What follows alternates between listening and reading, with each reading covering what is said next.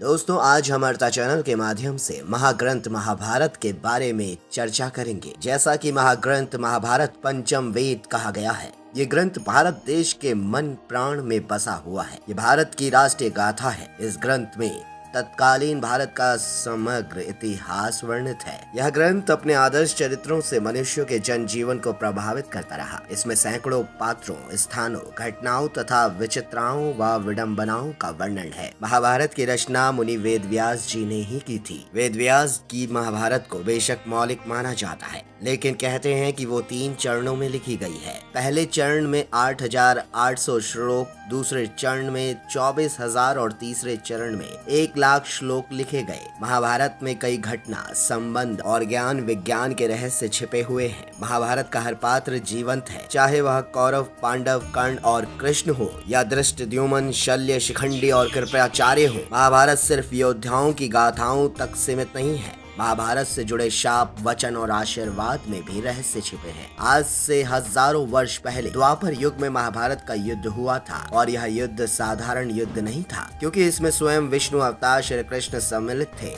इसी युद्ध के समय वेदों का सार कहे जाने वाली गीता का उपदेश दिया गया। इस युद्ध में इतना कुछ था जिसकी गुत्थी आज तक नहीं सुलझाई जा सकी है। महाभारत द्वापर युग में भाइयों के मध्य संपत्ति के लिए लड़ा गया युद्ध था। एक और धृतराष्ट्र और गांधारी के 100 पुत्र कौरव थे, वहीं दूसरी ओर पांडु और कुंती तथा माद्री से उत्पन्न 5 पुत्र पांडव थे। कौरव का पक्ष अधर्म का था एवं पांडवों का पक्ष धर्म का माना गया। संपत्ति के साथ ही यहाँ एक प्रसंग का उल्लेख करना अनिवार्य जान पड़ता है कि कौरवों ने पांडवों को न केवल वनवास भेजा, बल्कि उन्हें मारने की भी योजना बनाई। लेकिन पांडवों का पक्ष धर्म का था एवं धर्म के साथ परमात्मा होते हैं, सो वे बचते रहे। लेकिन एक बार ऐसी घटना घटी जिसके बाद कौरवों के खिलाफ युद्ध करना पांडवों के लिए अति अनिवार्य हो गया था। दरअसल यह घटना कौरवों द्वारा पांडवों को छल से चौपड़ के खेल में हराने से जुड़ी। पुराने जमाने में चौपड़ एक ऐसा खेल होता था जिसे हम आज के जमाने में जुआ कहते हैं, जिसमें पांडव अपनी सारी धन संपत्ति हार जाते हैं, अपना राज्य और यहाँ तक कि अपनी पत्नी द्रौपदी को भी हार जाते हैं।